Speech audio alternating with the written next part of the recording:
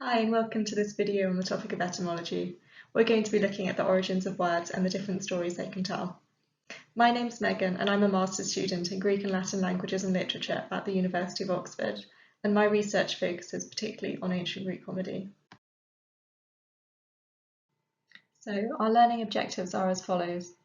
Firstly, after our first activity, I'll briefly explain how the field and methods of etymology, the study of word origins, first developed. Then we will learn about the different ways that new words can be created. This is interesting and useful for when we are trying to work out how and why a word came into our language. And finally, we'll think about the way that stories about words and phrases originating can offer valuable insights into history and culture. For the first activity, we're going to do a short quiz about etymologies. Pause the video and try to match each word we use in English with the language that it originally comes from. English has either borrowed these words directly as loanwords, adapted its own equivalent, or has inherited them from ancient languages.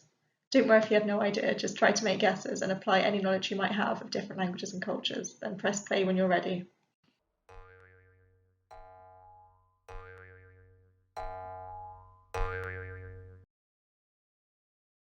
Here are the answers. Perhaps some of these surprised you, or you were intrigued by how many languages have influenced and interacted with English. It can be interesting to know where our vocab comes from, and to look up how these words were used in their languages of origin. For instance, the word shampoo comes from a Hindi word derived from the Sanskrit verb to press or massage. It's first recorded in English accounts of officers in the East India Company during the early colonial era. European colonists observed these treatments in India and brought them back home along with the word. But how do we actually go about working out how words come from in a systematic way? What kind of tools does the etymologist have, and what kind of overall trends can we expect on how words are formed? One approach is to consider when exactly and in what context the word originated, trying to find the first attested usage of a word. For example, the word selfie is first attested on an Australian online forum in 2002. Textual attestations can also provide insights into the way a word changes in form and meaning over time. The word nice used to mean ignorant or foolish, stemming from the Latin word nescius. Up until the 1600s, this sense continued to expand to include ideas of cowardice, laziness, but also refinement, effeminacy, and elegance.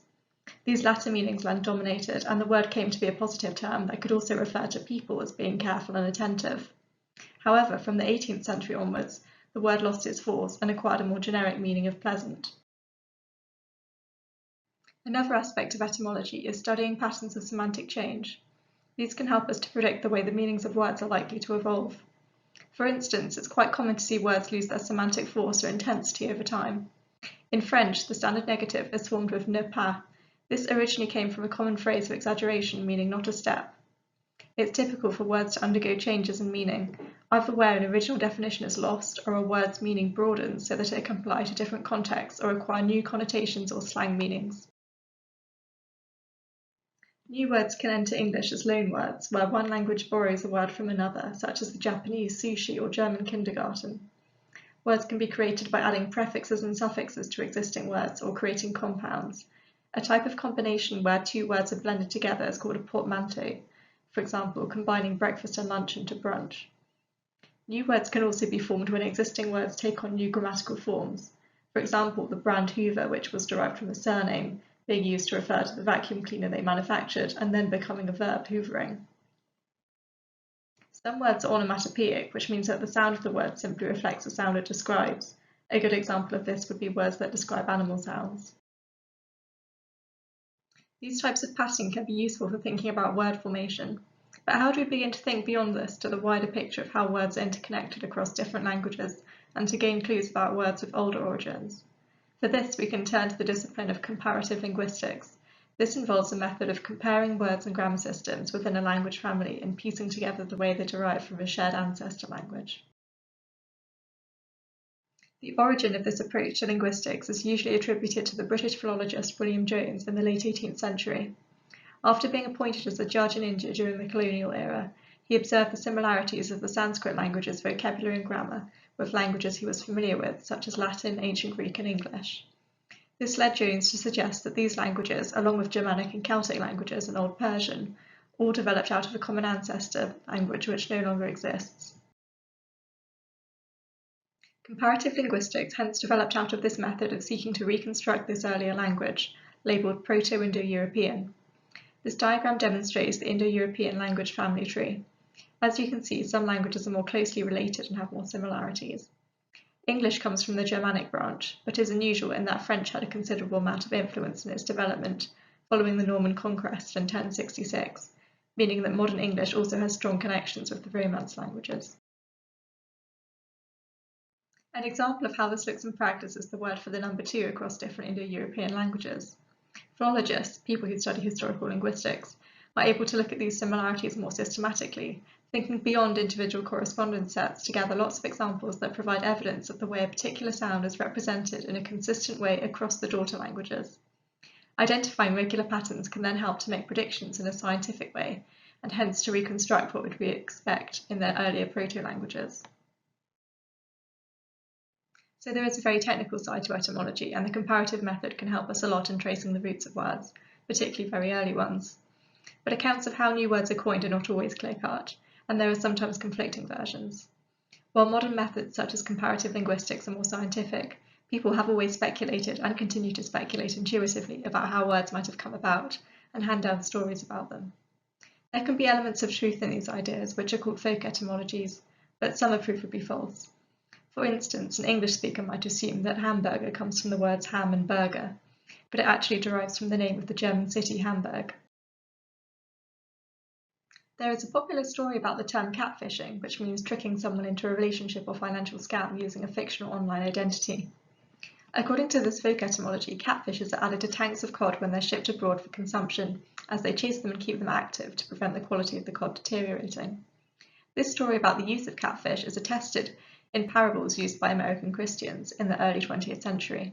Someone applies the same metaphor in the 2010 documentary Catfish. There is no evidence that catfish were actually used in this way. Something interesting that emerges from thinking about the way we exchange stories about word origins, whether accurate or not, is that we tend to see word roots as intrinsically significant and offering insights into the concept referred to. For this activity, I'd like you to imagine that a friend has asked you about the origins of your name, probably a conversation you've had before at some point. Pause the video and think about how you'd respond. How do you explain its meaning? Does that meaning come from a particular language or culture? And does your name's etymology have a personal connection for you? Press play again when you're ready.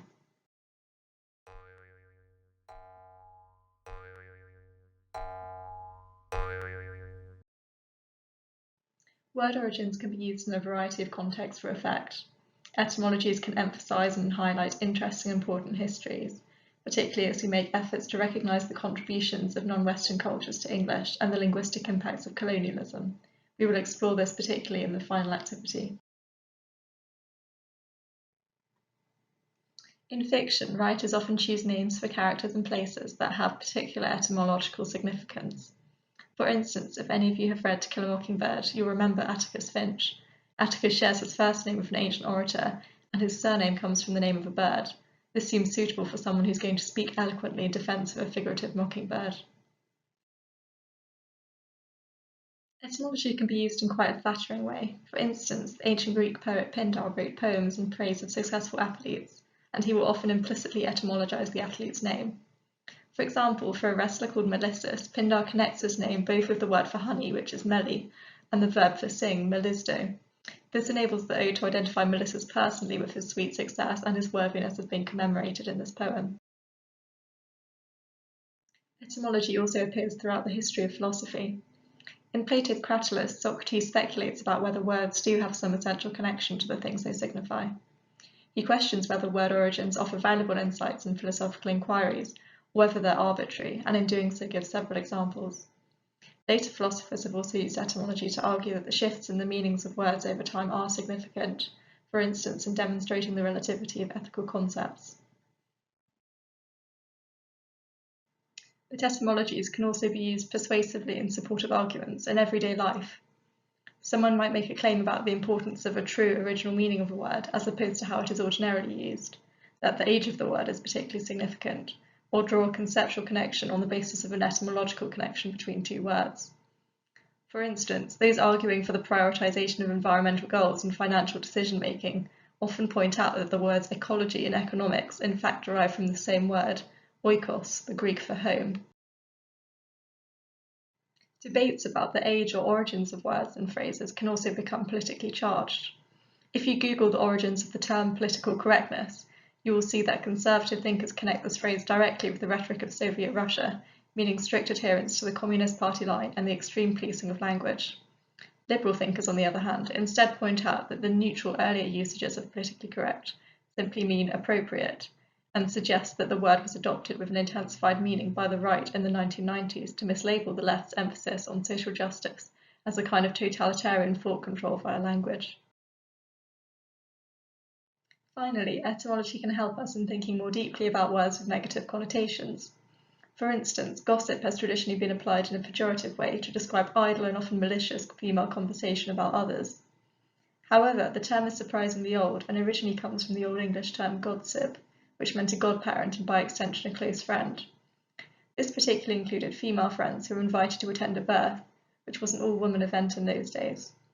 So the word originally referred in quite a neutral way to female friendships and to conversations among close friends generally, and acquired more negative connotations later on around the 17th century.